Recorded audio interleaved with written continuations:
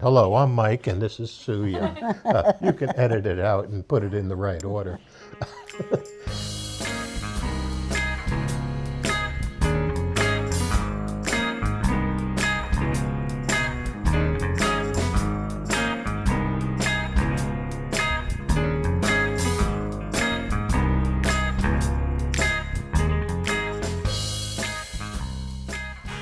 Yes, Mike and Sue wanted to talk to me again, and it was so fun.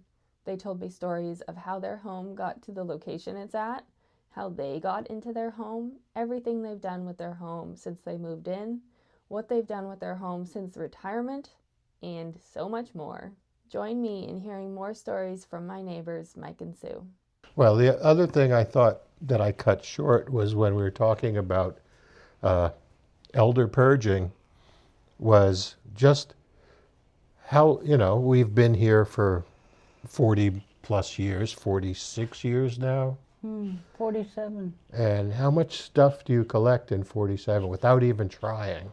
We have so much stuff. Matt was talking about they'd like to upgrade their house. They have a smaller house with a small kitchen, and with two growing children, they are thinking they need a bigger house. And Matt's like, I can't move. I've got too much stuff. They've only been there for 7 years.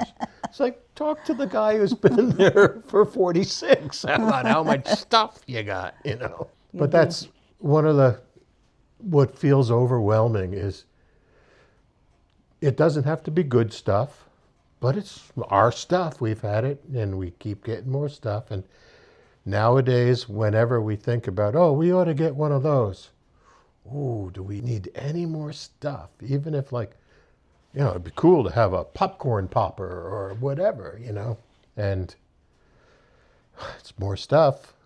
Do we have to get rid of something every time we get something new? And you think about that when you go to Goodwill, right? You always had to give more stuff than you take home. That's my rule. I've broken that rule a few times, but that's my rule of thumb when I go there. Yep, to leave more than I come home with. Stuff just collects in the house. That's all good stuff, though. Wicked good stuff. That nobody else wants, so how good could it be, It's, our society is good at collecting stuff, being consumers. I worry about families affording houses. I don't know how people can do it these days. When we bought this house, it was $39,000. And that was a lot of money for us back then, but compared to, inflation for today, it really wasn't. We were able to pay, we paid an extra, I think it was $14.84 a month to pay off, that's what we raised it to pay off early, and so that we could help our kids afford college. Right. Our mortgage was somewhat shy of $400 a month, and we always rounded up. So. Yeah, it was like $386 or something like that. I don't know how people do it and today. Because we were the first of our friends to buy a house, Yeah. and it was because I was in a car crash and got an insurance settlement to make up for my pain and suffering. I got like $10,000. I broke my hip and my arm, which was... He was a passenger, so Yeah. he put on the brake, broke that hip. I saw the crash and coming. Braced himself. Braced myself. Don't ever brace yourself. You should be intoxicated when you're in the passenger seat. The designated drunk, and if you're floppy as a rag doll, you won't brake. But if you see it coming, you go, "Oh my God!" and you break your hip and your arm. But I'm better now. And I had a college fund and didn't go to didn't college. go to college right after high school. I was 15 and he moved to town, and I laid eyes on him. Ooh, I told my girlfriend, that new kid, he's She the liked one. the new guy, yeah. Yeah, that new kid, Mike. The guy with the big shoulders. Yes, I got lucky, I guess. I get lucky. I get you. We dated in high school. We dated for we lived together for 3 years Right, but before we got married. when we dated in high school, you didn't live with me when I was in Billerica, but you stayed over a lot. No, I lived with you in Billerica. Did you? First I lived. Well, I think I kicked you out, actually, after a while. Well, yeah, I left after a while. I felt like I was living in two worlds. I was working in Right, a it hospital was- and living in a hippie commune in Billerica, and the two didn't mesh well, and so I left. We said goodbye forever, and I left. And then a few months later, we're like, oh, we can't live without each other. We got to get married. That was it. That was in suburban Boston. But we moved to New Hampshire. We wanted to live in New Hampshire because there was more space. And I always wanted to live in the woods. My parents' friends bought this house. They owned like all the land on Eel Street. There weren't too many houses. This house was built up the top of the hill, and it was moved to this spot in 1928. We had an old neighbor who saw it come down. They took the electric wires down to move the house down the street and put it here. In 1928. You must Down have seen videos on house moving companies, right? I guess, no, because I watch those kind of videos all the It's time. pretty interesting. You jack up a house, put a lot of wooden blocks under it until you get it high enough to slip your axles under it. You have some truck axles with lots of wheels, and then you strap it all together.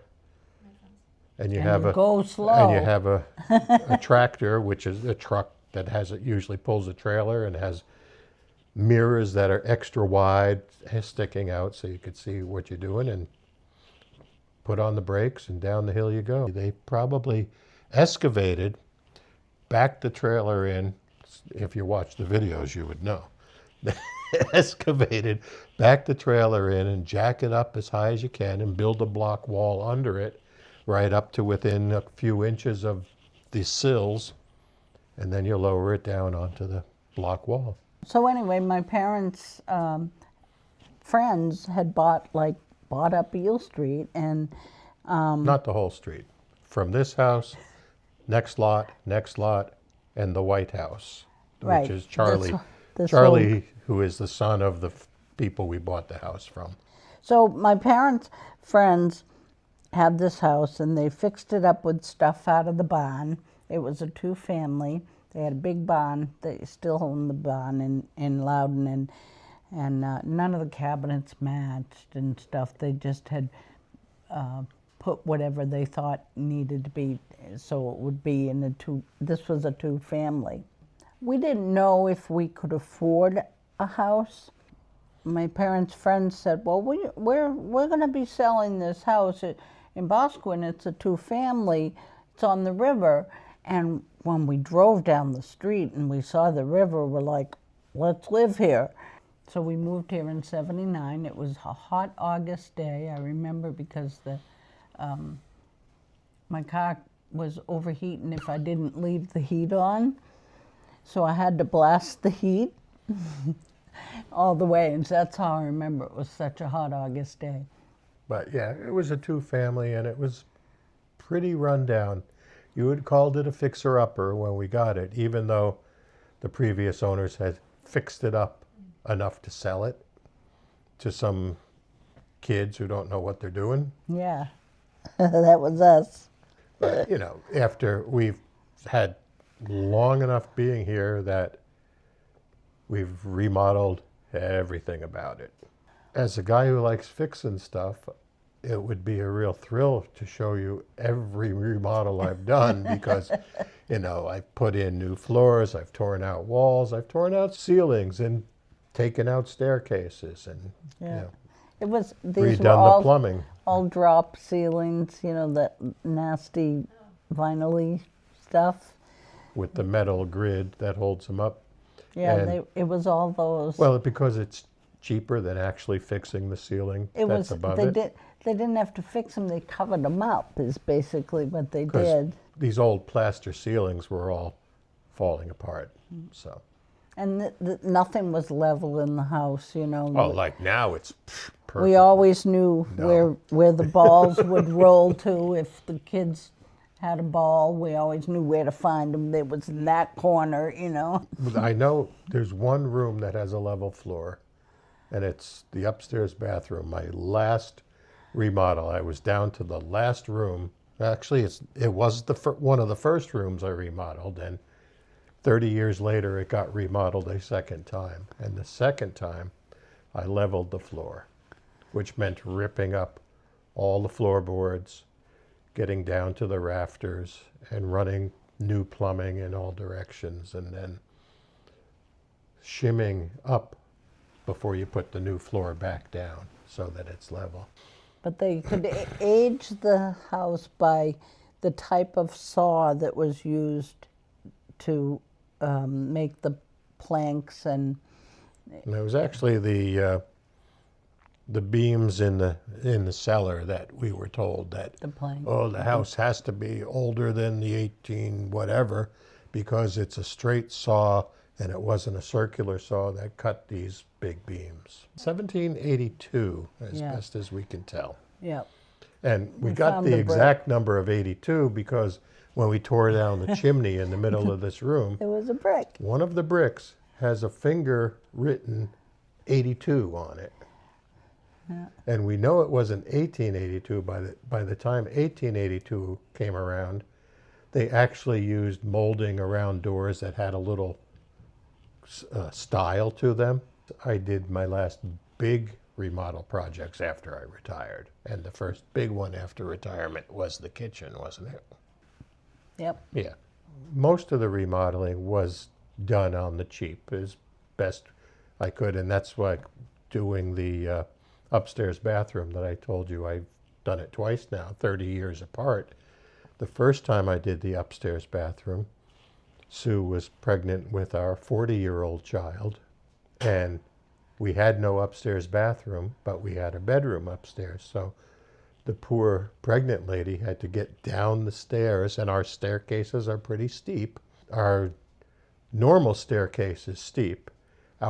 We had two The staircases. one I used. Well, the back staircase was almost like climbing a ladder. And so she kind of stumbled and fell down the stairs while pregnant. Yeah, about And I 8 was like, months uh-oh, pregnant. I better get an upstairs bathroom immediately. So, The very next weekend. so we had a bedroom that was not being, the smallest room in the upstairs that was a bedroom. So I put it in. I Yep. put in a tub with a shower and a toilet and a sink. And, here it was just a couple of years ago. I said, okay, I have time. I'm retired. I'll redo it. I'm going to make the floor level this time. When you tore into it, you said, boy, I've learned a lot in the last 35 years. Yeah, I was like, You didn't like the way why you did I did do it things. this way? Boy, what a crappy job. This guy, who was the guy who did this? Jeez. How do you learn how to remodel a bathroom? You do it. You do it. Yeah. If you can't afford to hire a guy to do it, Yeah. you just do it. And that was one of the tricks was, okay, I got all the plumbing. You turn on the water. Oh, no, turn off the water. It's leaking. Start over again. So I made use of the big bathroom, though. The second time I did it, I made the shower and the tub separate. I had room for both. Because I wanted a soaking tub. So I got one. My first remodel, the tub and the shower was just a tub with a shower on the wall. And the tub didn't really fit very well, so I had to build the end wall, which, because of the roof line and the dormers, it was a little shorter at one end than the other, and so now it's not.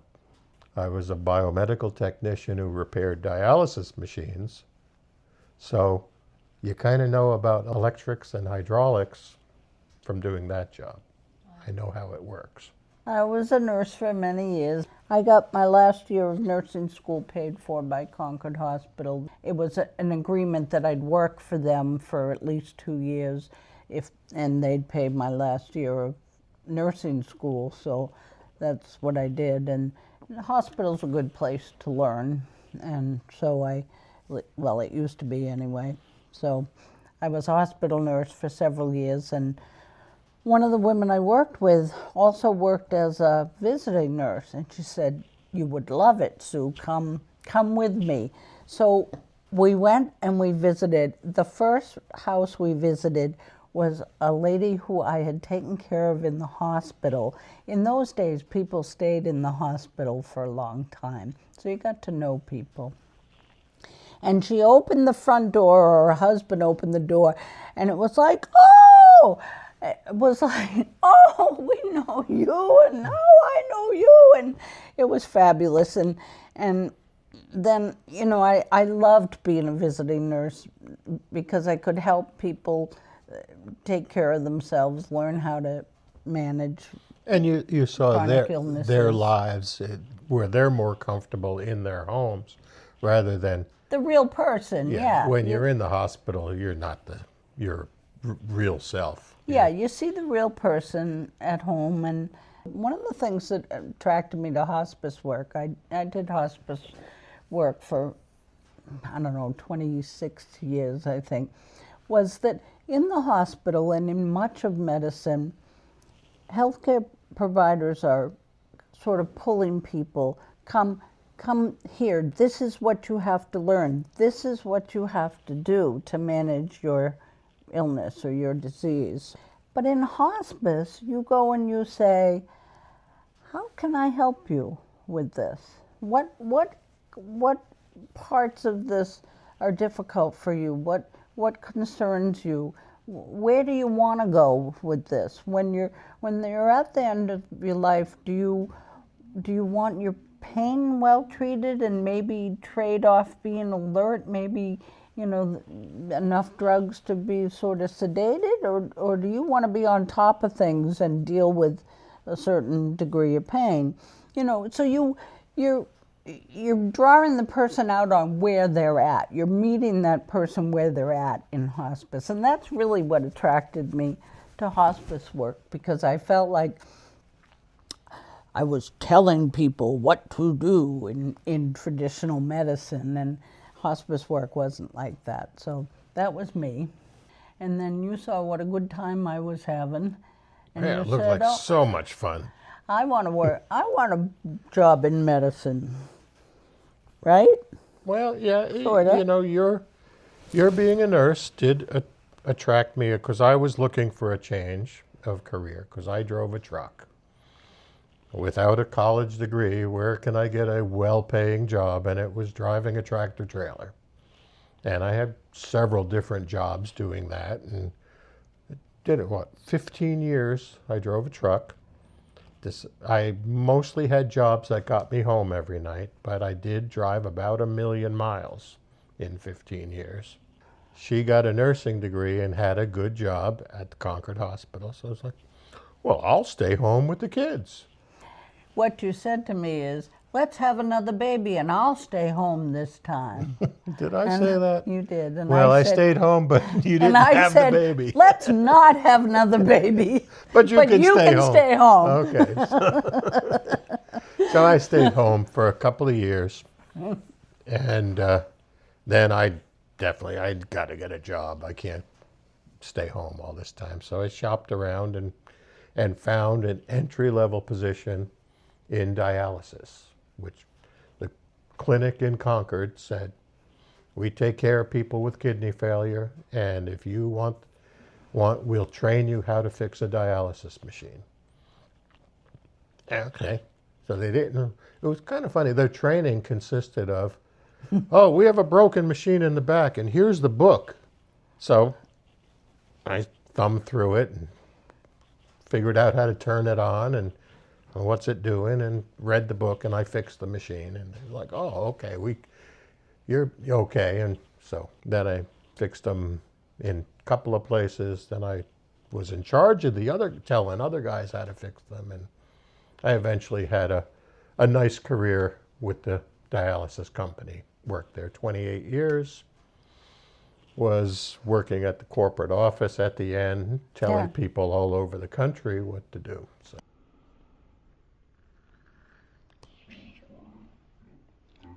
Well, 37. we're after yeah. 6:30. Your kids are waiting for you.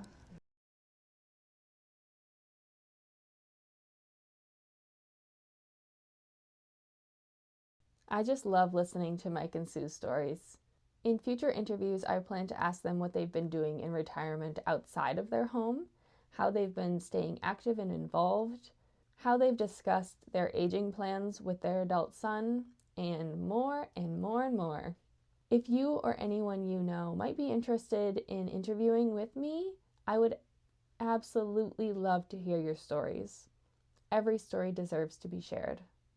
I'll see you next time.